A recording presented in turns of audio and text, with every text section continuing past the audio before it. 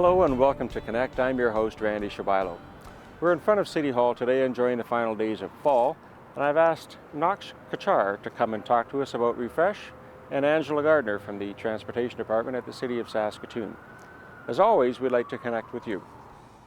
Tweet us at Shaw TV Saskatoon. Find us on Facebook or email shawtvconnect@shaw.ca.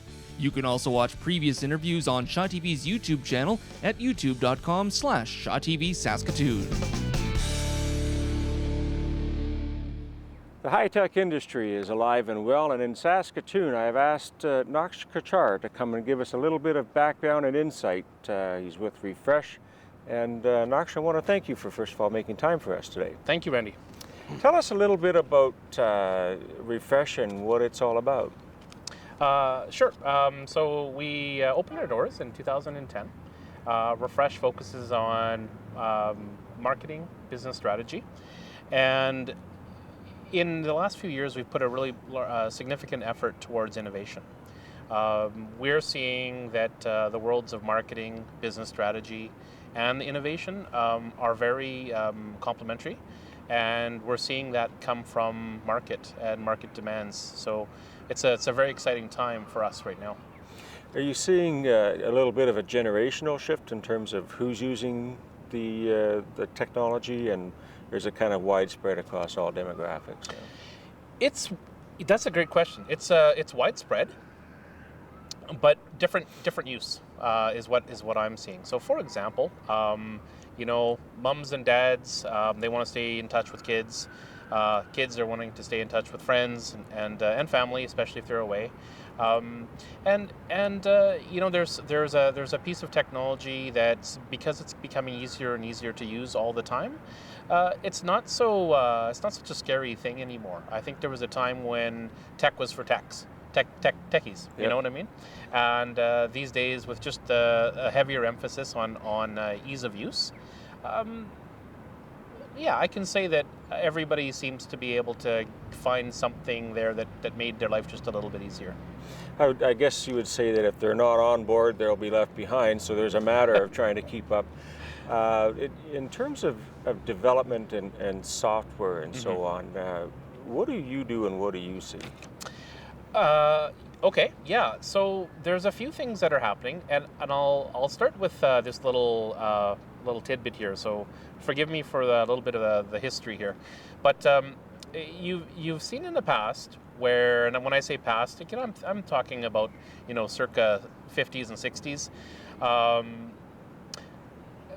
Mediums, for example, people would get together, they'd watch television or something together, and then when they went to work or went to school the very next day, people could have interesting conversations because they all watched the same thing.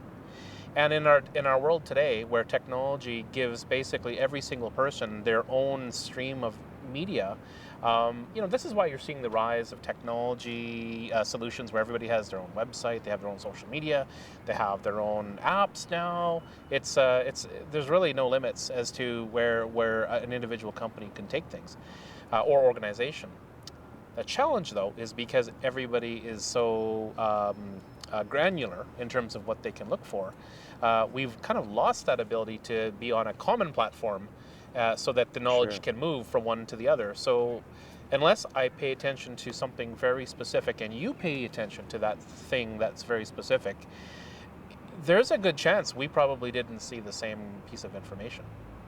And with that, what makes it difficult then is, even if you want to see, quality of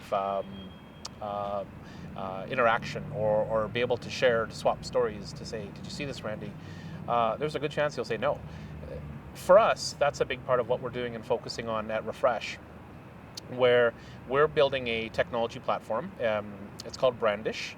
And the whole idea behind it is that you have these multiple technologies that are in place that you may have been setting up with the intention to create these communities surrounding your business or you as a person or your organization.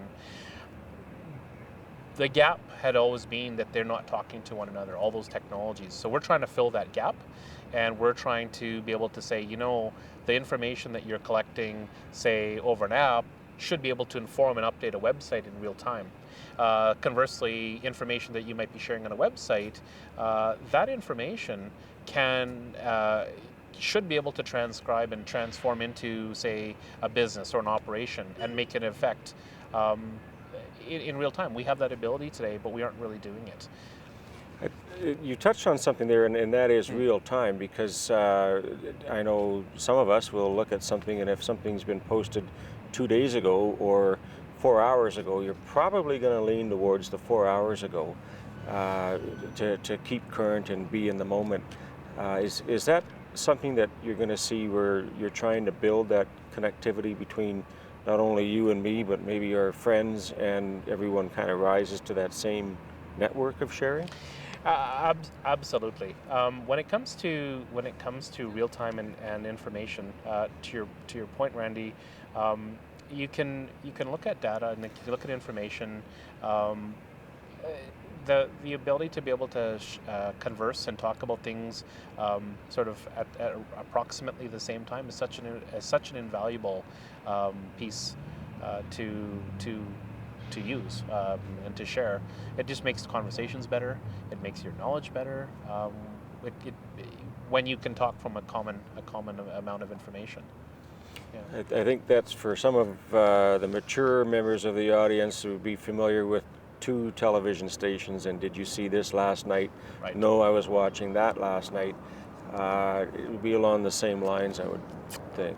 And taking your analogy a little bit further, with the way technology is today, and every single organization and company can have their own apps and tools, now the question isn't 2 television stations, it's thousands. Hundreds, Yeah. Have you seen that show? Well, which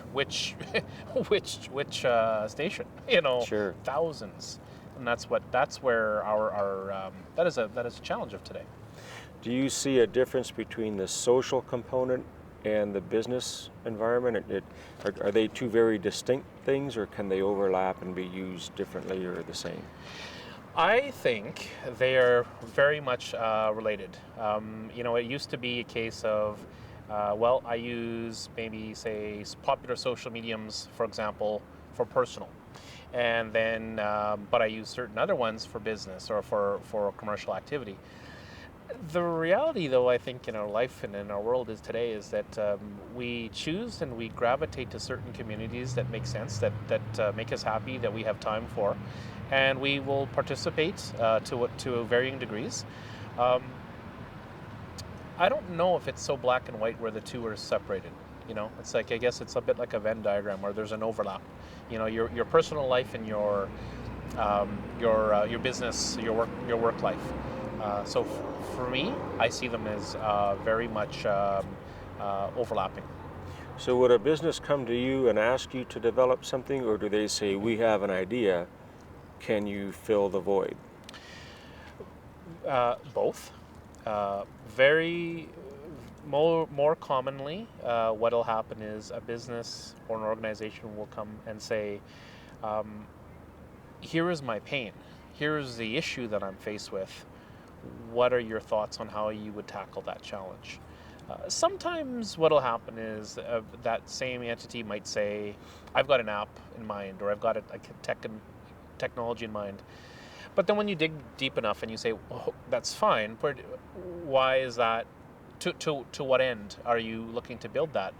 You very quickly get back to that grassroots question, which is, what is the pain that we're trying to tackle in the first place? So either way. Yeah, you'd have to have a bit of background on the business side and speaking with those people wanting to reach their market or their customers. At the same time, having some background knowledge of what your limitations are and the capacity of the company to develop that. I don't imagine that you'd do this at Canadian Tire or go down to Princess Auto and buy some surplus stuff and away you go. Where would you go to get some of your training and to develop what you're doing? Yeah, good. That's a fantastic question. Just there's knowledge and then there's experience, right? And fortunately, I feel blessed that both are kind of in our world. From an educational standpoint, I do have a technology-based background. and but I also have a business background, a business education, and in experience, I've got quite an extensive amount of time that I've spent in the world of technology and innovation and marketing. So what I find that happens for me is it's very easy to what is the word I'm looking for? To just be able to change the language. You know, if we need to talk tech, we can have a technical conversation. And if we need to talk from a business and a strategy standpoint, I'm equally comfortable with that. So it really is a case where in traditional worlds, those two areas may have been very distinct, different individuals. But just because of my background and because of my my life experiences, both are in the same spot. At the perfect time. At the perfect time. What do you see up and coming for Refresh in terms of the industry? What are you working on now? Yeah. So what is happening? And I'll preface this by saying that there's many worldwide technology type of events that are happening, summits and conferences and just activities where people are saying, you know, what's the latest, where, you know, so technical people and business people sort of congregate to talk about the up and coming. And really what I think you're going to see more and more is that people are recognizing that keeping technologies in silos and in sort of disparate type of situations, and that they're not extracting the value that they should be extracting. The knowledge is not really is not flowing as well as it could.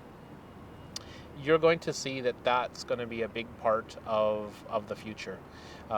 It's going to be a case of a lot less companies or businesses and organizations and individuals who want to build some sort of an app that is in a silo. It needs to participate on something a little bit more common and more a larger audience. And we're doing that right here in Saskatoon. We're doing that right here in Saskatoon, absolutely. Our flagship product, as I say, it's called Brandish, and it's doing exactly that. It'll take your website, it'll take your social mediums, it can do things like wayfinding as an example, and it can bring them all to that common platform so that by learnings that you have on a wayfinding, it can influence, update, and affect a website. Or it can create auto posts, say, to social media as well for you. So that's our future. It's here now. And it's here now. Perfect. Naqsh, I want to thank you so much for making time for us today. Thank you so much. It's been a pleasure. Great. We'll be right back.